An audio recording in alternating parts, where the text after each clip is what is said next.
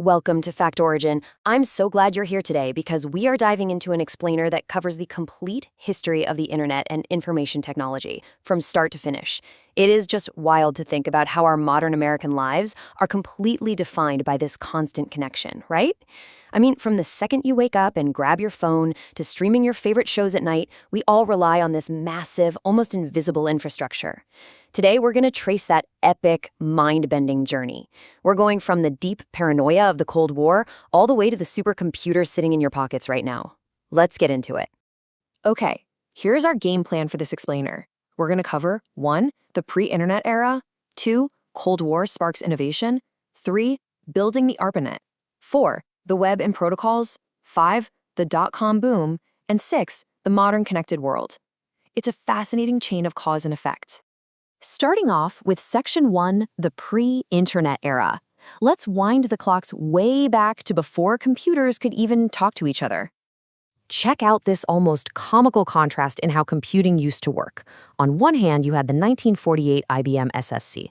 These early machines were absolute behemoths, literally room-sized calculators that could only do one single task at a time.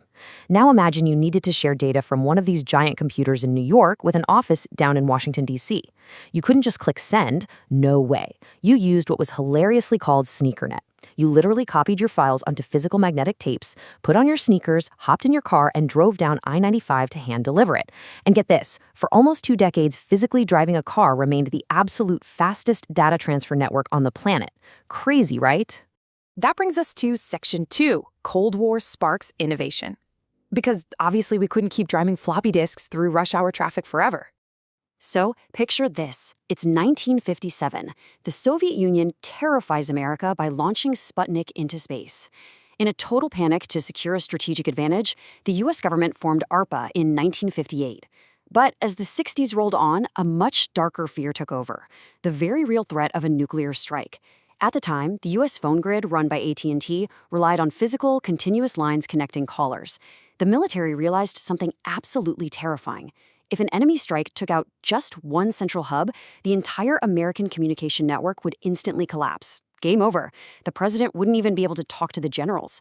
They desperately needed a system that could survive a targeted attack. And that leads us to Paul Baran's genius idea of packet switching. Let's do a quick thought experiment to see how this works.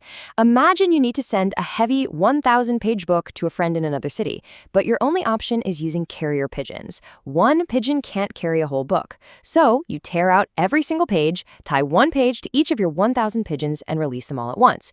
Some fly over the mountains, some take the coast, others zigzag around a storm. It doesn't matter. As long as they arrive, your friend can just use the page numbers to reassemble the book. This is exactly how modern internet data travels. It breaks your message into tiny pieces that take constantly changing routes. And that decentralized design is exactly why it's practically impossible to just shut down the internet today. It literally routes around the damage. All right, Section 3, building the ARPANET. By 1969, researchers were ready to make that pigeon metaphor a reality. On October 29, 1969, history was made between a computer at UCLA and another up at Stanford. The goal was to type the word login to establish the first computer-to-computer connection. You'd think the first internet message would be super poetic, right? Well, they typed L, it worked. They typed O, it worked. And then they typed G, and the entire system spectacularly crashed. I mean, finding out the first message was just a crash after typing LO is hilarious. It wasn't poetic, but hey, it proved that tech worked. Soon after, as more universities joined, people needed a way to leave messages for each other. So in 1971, Ray Tomlinson invented the first email program. But he had a problem. How do you separate a person's name from the massive mainframe computer they're using? He literally just looked down at his keyboard and picked a symbol that was barely ever used, the @ symbol. So it became Kareem at Harvard. That tiny, iconic symbol we use 100 times a day was born out of pure structural necessity. Moving right along to Section 4, the web and protocols. As more networks popped up, they desperately needed a common language. Enter Vince Cerf and Bob Kahn in 1974. They created TCP/IP, which is the true, reliable backbone of the internet that we are literally using right this second. Think of TCP as the shipping manager. It chops your data into packets and double checks that every piece gets delivered. Meanwhile, IP acts like the GPS, assigning a unique address to every computer so the packets actually know where to go. This was a total game changer because it finally allowed completely different computer brands to speak the exact same language. But we still had a massive user experience problem. Imagine trying to order a pizza on a Friday night, but instead of typing domino's.com, you had to memorize and type a massive IP address like 142.250.190.78. Total nightmare, right? To fix this, DNS was created in 1983. It's the internet's phone book. You type a friendly name, and DNS instantly translates it into those machine-friendly numbers in the background. It honestly saved the internet from just being a tool for engineers. Now, here's something a lot of people get wrong. The internet and the World Wide Web are not the same thing. The internet is the physical roads and cables. The web is the storefronts built on top of those roads. In 1989, a scientist named Tim Berners-Lee invented the World Wide Web, the hyperlink, and the first browser. But the absolute most crucial part? He gave it to the world for completely free.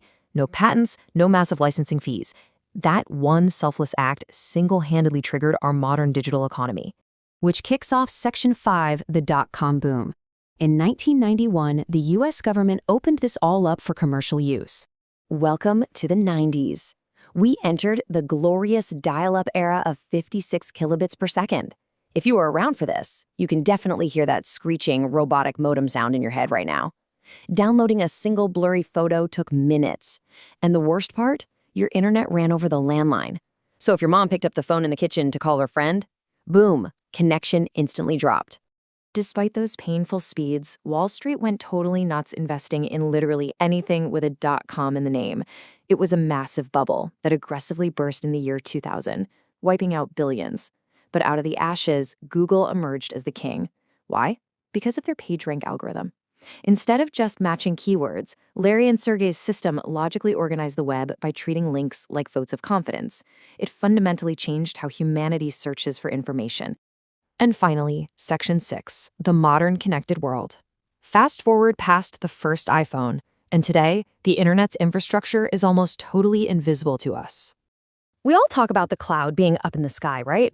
But the cloud is actually sitting at the very bottom of the ocean. Look at this wild comparison. We went from driving data around in cars to tech giants like Google and Meta laying massive fiber optic cables across the ocean floor. These cables are only about the width of a garden hose, but they carry the entire weight of global finance. Some can transfer 250 terabits of data per second. While you're watching this explainer, the data is literally flashing as light through cables at the bottom of the Atlantic. It is an absolute marvel.